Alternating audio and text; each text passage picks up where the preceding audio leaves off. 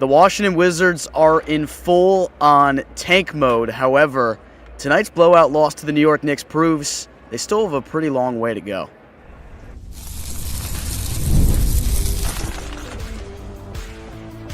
You are Locked On Wizards, your daily Washington Wizards podcast, part of the Locked On Podcast Network. Your team every day. DC family, you are locked on to the Washington Wizards, where you're part of our family. We thank you for making Locked On Wizards your first listen every single day. We're part of the Locked On Podcast Network, where it's your team free and available every single day. Alongside the DC sports content creating savant Abdullah Ayubi, I'm Ben Schrober, and I cover the Washington Wizards for Roundtable IO. 132 to 101, the New York Knicks. It felt like we were in MSG tonight, but no, we're at Capital One Arena, where we are broadcasting live. A huge blowout loss. The Wizards were no match for New York tonight, and it's a much-needed loss after literally trying to lose the game against the Sacramento Kings. It didn't end up happening, but here we are, AB. Yeah, that was something. From tip-off to the end of the fourth, I mean, it was just an abomination of a game for the Wiz kids. And it just goes to show that this Knicks team, they're prepared to go for it all this year. Their fans are insane. Like you mentioned, it felt like MSG, and we're hoping to build off what they're doing in the future. Yep, on today's show, I'm going to tell you why tonight, even though it is full tank mode for the Washington Wizards right now, proves that they have a pretty long way to go in terms of being a competitive team defensively, and I'll get into exactly why. Later on in the episode, we touch on the NBA trade deadline, which is rapidly approaching. James Harden just went to the Cleveland Cavaliers. We'll touch on that maybe, but we'll talk about what our Wiz kids might end up doing here at the deadline, which will be on Thursday afternoon, so expect a lot of coverage for that as well. Then we'll give you a chance to let it all out in the final segment. Tonight proves that the Wizards have a ways to go defensively by a pretty substantial margin. This New York Knicks team is a lot more talented than Washington offensively. That's very obvious. They have a lot more experience on this team. You have arguably some of the better offensive players in this league. Jalen Brunson, Karl-Anthony Towns, still a great offensive player for New York. And Washington, once again, had no answer defensively in this game. And physicality is a big issue for this team right now, AB. They are the lightest team in the NBA, Washington is, and you don't necessarily have like a young core of players that projects to be super big. Like, I think guys are going to get bigger. The weight room is going to be everybody's best friend this summer. That's very apparent. That's very obvious. But in terms of like physicality for this Wizards team, I wonder if that's going to be an issue going forward. I think there's a chance it is, unless the team makes some moves in free agency, like get another center to play alongside Alex Sarr, whatever it may be. But defensively, they have a lot of holes right now. There's a lot that I didn't like about what Washington's brought to the table defensively, really, for the entirety of this season. So it's going to be hard for me to imagine them making a massive jump in terms of defense next year. That's the problem I have right now. And that massive hole of being able to box out, get rebounds, and play defense is kind of flawed by design, Ben. Going into the season, there really wasn't that much front court depth. Alex Sarr, we wanted to see that year two jump, and we've seen glimpses of it. Tonight, Karl-Anthony Towns just gave him the work, and that's what's going to happen. Karl-Anthony Towns is a really good player. And for this Wizard squad defensively, I can't even say it's the lack of a point guard, because that's more on the offensive side. Defensively, we're just not as physical and not as big. Like you mentioned, we need to hit the weight room, and that's going to happen. The youngest team in the NBA, we're going to get bullied. That's just how it is. That's how it is in pickup. When you see the youngest guy on the opposing team, you want to go at him, and right now we are the youngest guy in the NBA in that metaphor. I just want to see growth next season, Ben, because if it's year 4 of a rebuild and we're still having the same issue, maybe the answer, maybe not the answer, but maybe something that will fulfill that void will be getting Walker Kessler in free agency. I know Jaren Jackson just got traded to the Jazz, so maybe Walker Kessler is on his way out of Utah. We'll see how that situation pans out. Maybe they trade for a big man in this upcoming trade deadline. But, man, you need to help out Alex Sarr, because I know he's a 7-footer, and I know he should be getting a lot of rebounds. He had 9 tonight, but he can't do it all. And tonight, this Knicks team, they're so physical, with Mikal Bridges to OG Anunoby, Karl-Anthony Towns, Josh Hart can go out there and get rebounds. They have so much depth, Ben, and we're hoping that the Wizards can be built like that in the future when this team starts competing, when Keyshawn and Alex are in year 3 and year 4 of their careers. And just back to my main point, not having a point guard, that's more of an offensive thing. Defensively, as a team, this team is bottom 3 in a lot of categories, and tonight you give up 132. Honestly, the Knicks look like they're going to blow this team out by 50, but at the end they put their reserves in. It just was a tough night to be a Wizards fan. God bless your soul if you watched that whole game as a Wizards fan. And look, if you're a Wizards fan or you follow the team throughout the majority of this rebuild, you signed up for nights like this. I definitely signed up for nights like this, and They intentionally tried to lose the other night against Sacramento, and it didn't end up happening, even though they were playing a G League lineup for the final 16 minutes. So in the grand scheme of things, it's fine. They need to take plenty of losses down the stretch here. And for all the Knicks fans, if there are any Knicks fans watching that were crying, saying that Washington is purposely tanking and the Knicks should be getting their first-round pick as a result, that's exactly why you were never getting the Wizards pick. They are so far away from competing with the New York Knicks right now, so we can put that conversation to bed. But moreover, on this team defensively, it takes a long time for NBA players to fully materialize into what they can be, and especially being serviceable on the defensive end. And that's the one thing that gives me a little bit of concern about next year in terms of a jump they can take. And we heard the State of Monumental Basketball press conference couple weeks ago. Michael Winger, the president of Monumental Basketball, he said he wasn't going to set a barometer on how successful the Wizards should be next year. And he's probably wise to do that, because it's pretty hard to imagine them being that much better defensively next year. You're still going to have a very, very young team, and maybe you're going to see some leaps and strides from some of these players defensively. Hopefully Sarr continues to be as good as he's been protecting the rim. Hopefully you have someone alongside him that can help him a little bit more down low.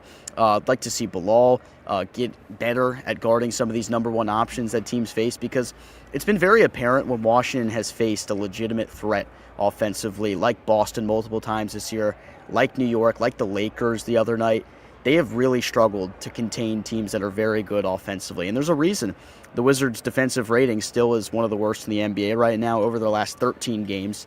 116.9 is 25th in the NBA, so they're getting close to the bottom in terms of what they are defensively. And you're adding Trae Young to the mix, which that's going to improve them offensively. They could be a much better team offensively next year, and that alone can raise your floor by a pretty substantial margin.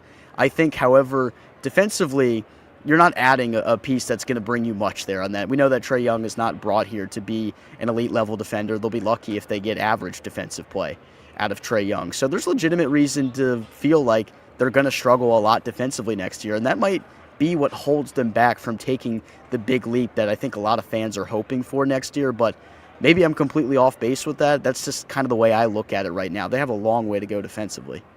No, I completely agree with you, Strober. And I think for next year, I understand we're probably going to give up 125 to 130 a game, but maybe with the addition of hopefully a top 4 pick and a healthy Trae Young and year 3 of Alex and Keyshawn George, that offensively will score 140. So we can't play defense, but we'll go out there and play great offense. And like you mentioned, Trae Young, we all know that he's not an elite defender. He's not no Tony Allen, but the offensive upside just kind of hides the fact that defensively he's not that great, which is fine. And this Wizards squad in general, we're not good. And then maybe I think Chase Hughes put out a stat that I put it out on our community post today, that isolation-wise we're second in the league defensively, but as a team it's just not there yet, and that's due to inexperience, that's due to lack of veteran leadership. So many of those factor into the fact that this team cannot defend. And this is a really good team. The New York Knicks played a really good team with the LA Lakers not too long ago. The Kings game, I was frustrated. I wanted them to lose, but it is what it is. You tried your best to tank, because Calabasio and AJ Johnson were going out there and hooping. But again, we're going to see probably more nights like this in the second half of the season, Ben, because potentially if you trade Marvin Bagley away and if you move on from Chris Middleton, it's only going to look a little bit worse, if you know what I mean. Yeah. Well, one thing that stood out to me, and obviously it ended up being a larger sample size for the starters, but at one point in the game, the starters and the bench had played the same amount of minutes, and the starters were a minus 28, pretty much all of them, and the bench was a minus 1 or 2 for most of those guys. And tonight, I mean, just like take a look at your starting lineup. Keyshawn George, minus 33. Chris Middleton, minus 31. Bub was a minus 30. Bilal was a minus 30. I mean, so you just see, like, Washington, even with its top guys out there for what they have right now, stood no chance in this game against the New York Knicks, and it was ugly. Let's give a little bit of credit, though. I want to touch on something positive here before we get to the break. Will Riley, I think, continues to impress me, and I think if anything's been the silver lining over the last couple of nights, which have just been pretty ugly basketball, Will Riley has been a nice bright spot, and I've loved his offensive upside throughout the entirety of this season, but you have him out there playing with practically nobody to really help him out offensively. Like, Bagley is really the other best offensive player you have on the floor for a lot of the minutes that Will Riley is getting. I'd like to see him playing some more minutes with some of the starting caliber players on this team, because Riley once again showed me that he can really do some things offensively. Very raw still, 5 of 11 from the field, 17 points, 6 rebounds. Only turned it over twice tonight, just 1 assist. So not really seeing the full playmaking stuff, kind of just seeing what he can do in terms of getting his own shot. But Riley has been a nice silver lining, at least for me, for the last couple of games. I need to see more of it, though. And we're hoping to see more of it in the second half of the season if you pair along some guys, the vets in particular, you trade them out of DC. Will Riley, a guy who we didn't see much of early on this season, but game by game, you're starting to see the glimpses. We know what he can do with the Capital City Go-Go, but like Jameer Watkins, I'm at the point where I want to see this guy play in the regular season, play as much as you can, because this season does not matter at the end of the day. We're trying to lose as many games as possible so we can keep that pick. And New York fans, I mean, they were heckling Trae Young. It was just, it's insane, Ben, that this fan base is so large when they've only won 2 championships their whole franchise history. We're hoping that the Wizards get to that point where we're going into away team arenas and just taking over, but until then, it's going to be a lot of this. Yeah, I'm still very optimistic about the future of this team, but nights like this will humble you a little bit and maybe make you realize that they're not as close to taking that big leap as we think.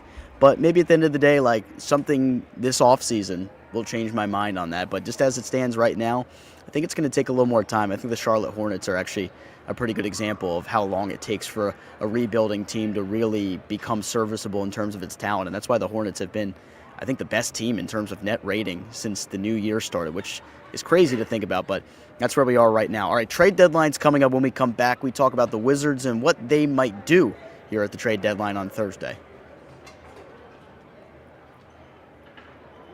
All right, guys, it's the last call for football on FanDuel. One final Sunday, one last kickoff, the final chance to get in on the action before the NFL season officially comes to a close. This is Super Bowl 60, and FanDuel is making sure you're right in the middle of it with a special offer just in time for the biggest game of the year. Whether you're backing the favorite, riding with the underdog, or building one last same-game parlay, this is the game everyone's been waiting for. It's the perfect way to cap off the season as the stats turn into storylines, every snap feels bigger, and it will make the Super Bowl even more exciting from kickoff to the final whistle. If you're a new customer, bet just $5 and get $200 in bonus bets if you win. Make it count, because after the Super Bowl, the season is over. Last call for football on FanDuel, an official sportsbook partner of Super Bowl 60. Visit FanDuel.com to get started.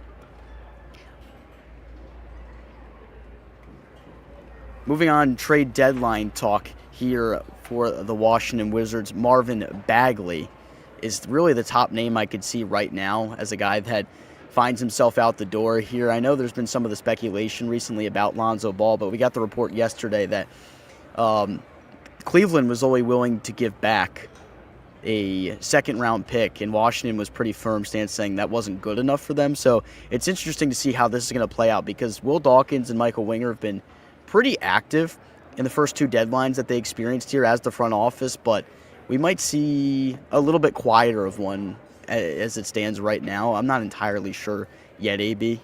Yeah, I think with the idea of acquiring more guys, I don't know. I saw the Lonzo Ball report, and obviously you're taking in him with the fact that you might get some draft capital in return, because Lonzo Ball is a player, just I don't know where he's going to fit with this young squad. And I saw the idea of maybe you move on from Bagley, see what you can get from him. I think that's the guy. If I was a betting man, he's the guy that's not going to be a Wizard post-trade deadline. I think he's a guy who can be a really good quality big man off the bench for a contending team, maybe even like the New York Knicks. Who knows? I think if you can acquire some second-round picks, and with the amount of second-round picks that we have, there is a possibility where you attach all those picks together and move up in this first round coming up. I mean, this draft class is loaded, but I'm at the point, I think a lot of Wizards fans are at the point, Ben, where you just move on from Middleton, move on from Bagley, move on from any guy that is older than 25, 26, 27, and let any young guy play, because you obviously want to rack up those losses, and you also want to make sure you're developing those guys. And at the end of the day, Chris Middleton, Marvin Bagley really aren't going to be the solutions here long term. They're great vets. They provide you great wisdom for the young guys, but I just want to see more of Will Riley, Jameer Watkins, Bub Carrington year 2. I think keeping them for this long, knowing that they're not going to provide, or knowing that we're not going to be winning anything this year, is kind of a disservice on their part. Yeah, I mean, when you think about it, the only real splash move I could see Washington even potentially making, because they already made their big trade early on, a month ago already at this point, getting Trae Young. That was Washington's big play that they made at this deadline, I guess, if you will, because they did a trade in season. If Washington really wanted to, I think they very easily could get Zion Williamson. I'm not a fan of it. I don't think they should do that.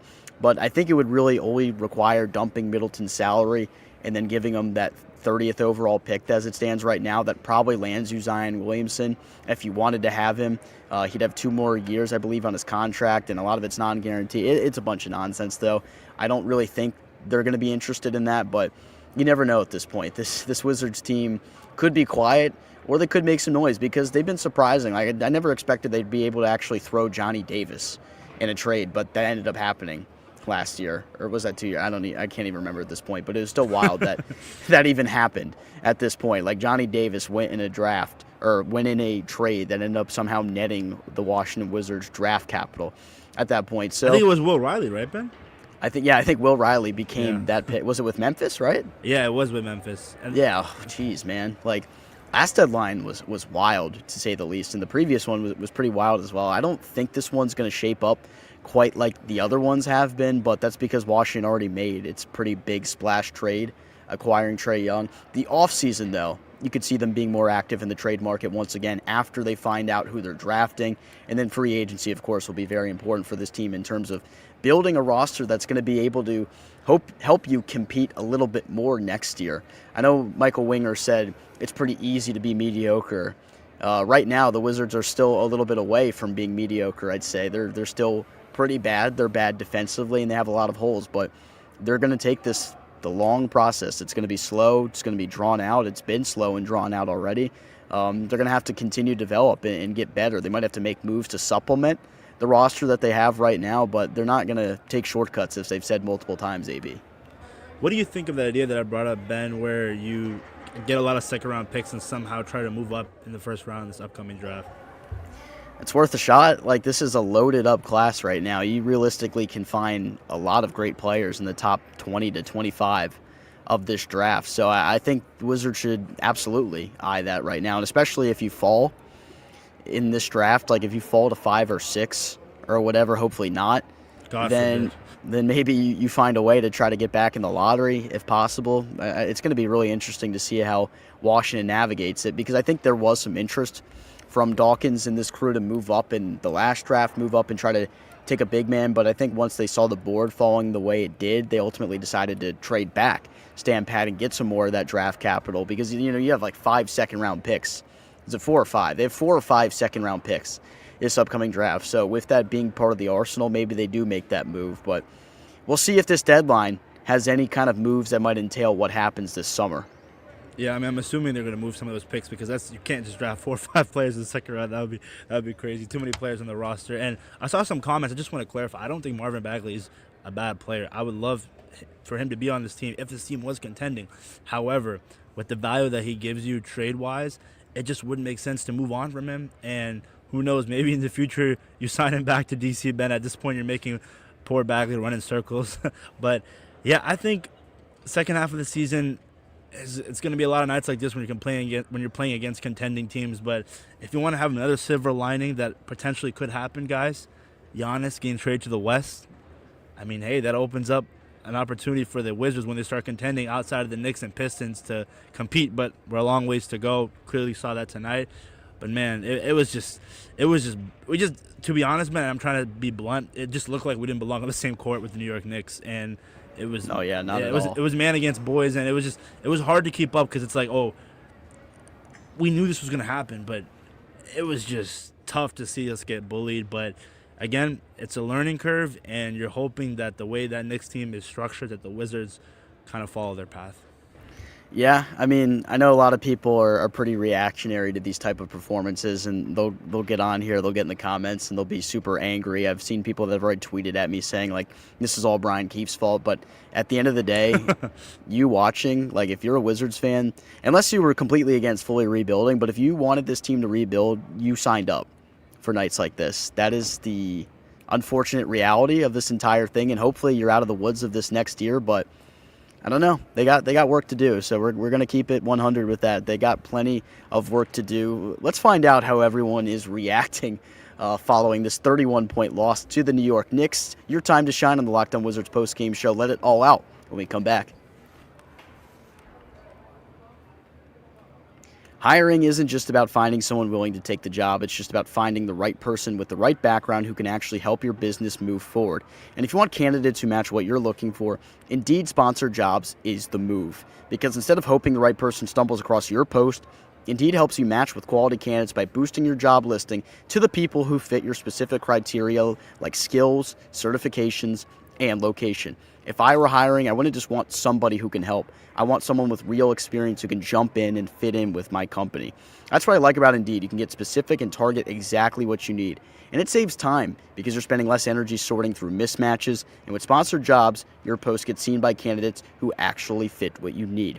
Here's a stat that says it all. In the minute that I've been talking to you, companies like yours made 27 hires on Indeed, according to Indeed data worldwide. So if you're hiring, spend less time searching and more time interviewing candidates who check all your boxes with Indeed sponsored jobs. Tax season doesn't have to take over your life. This year, TurboTax is making it easier than ever to just hand things off and move on with your day. With TurboTax full service, you can have your taxes done for you by trusted local experts, start to finish, without the stress or guesswork. Instead of spending hours trying to figure out forms, you can meet with a local TurboTax expert in person or connect online. They handle everything from W-2s to self-employed forms and work to get you every deduction. You can upload your documents, go about your day, and get updates right in the TurboTax app. It's a huge time saver, and it gives real peace of mind to know that an expert is handling something so important for you. For a limited time, you can have your taxes done by a local TurboTax expert for just $150, all in if a TurboTax expert didn't file for you last year. Just file by February 28th. Take taxes off your plate and get your life back. Visit TurboTax.com to book your appointment today. The comments should be interesting from this one. 132 to 101, Wizards fall to the New York Knicks. AB, it's time to let it all out. What are people saying? I wonder what they're saying after a game like this, Ben. Starting off with our good friend Locked On Law. What's going on, man? Hope you're doing well. I think there is more deconstructing to do. Yeah, I think he's kind of making a joke out of what Michael Winger said in that press conference. But I think it's just this whole 30-point losses, all these losses, they are learning curves. It is frustrating because it's not competitive, and that's what we wanted to see going into the season. But we have to realize that the Knicks are the cream of the crop when it comes to the Eastern Conference, and they're probably going to make it out the East. I think it's going to be between them and Detroit, so we'll just have to see. He also is a big advocate for Sabonis. One thing I've noticed about Law, Ben, he loves his forwards. He loves Cameron Boozer, and he loves Monte Sabonis, so he loves that old school basketball. Well, he is old school. He was drafted by the Washington Bullets. That era, he knows how dominant the big man is and how dominant having multiple good bigs on your team can make you. And I think he has a great point that Washington would be a lot better if they had another big alongside Sarr. I think that was pretty intentional why they didn't have it this year. It's something that's going to need to be addressed this offseason. Yeah, his favorite move is definitely a drop step. Shout out to you, Law. Scott says, not even a tank, we just played horrible. Yeah, and like we mentioned, no Trey Johnson tonight. It's going to be tough offensively without him. He carries a load as of recently for this Wizard squad. 99 Brando 99 says, like I said, Will Riley could be better than George in 3 to 4 years. I know we haven't seen a lot, Ben, but as of right now, where do you see Will Riley ceiling if he adds on 10 to 20 pounds of muscle? I think he's got a lot of upside as an offensive player because he's great at making tough shots. I love that spin move that he has right now consistently in some of these situations where he has the ball late in the shot clock. He doesn't have a lot around him. So sometimes late in the shot clock, he's forced to go in there and make a play. He gets 2 feet inside the arc there, And I've seen him do this spin multiple occasions where like everything's kind of breaking down, everyone's collapsing in on him, and he's crafty with the way he finds ways to create separation. And even one time tonight, he had a nice spin where he ended up drawing contact. It's little things like that with Will Riley that I see on a pretty consistent basis with him. They say, okay, this guy's like got legitimate skill. He's got that part of his game. I just think some of the other intangible stuff like strength and physicality goes along with that as well. And just the mental parts of the game, I think that will develop with time.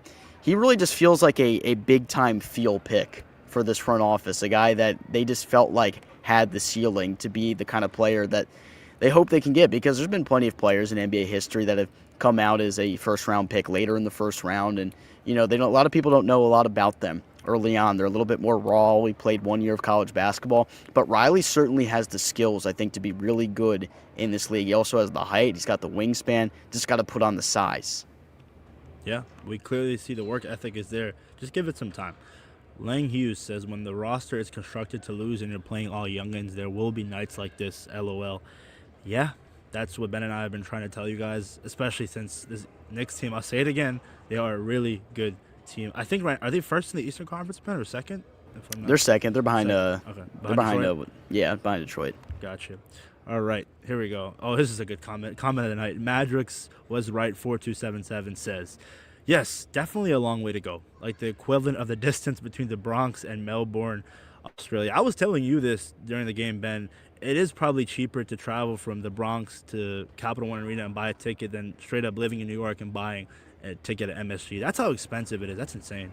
I actually genuinely wonder. I don't know what people pay for tickets at Madison Square Garden. Obviously, they have great crowds the majority of nights, and it's electric in there. So I'd imagine it's pretty tough to get a ticket to one of those games. I'd love to get there at some point. I haven't been there yet, so maybe I'll get there. We'll be out there, and we'll do a post-game pod from MSG at some point.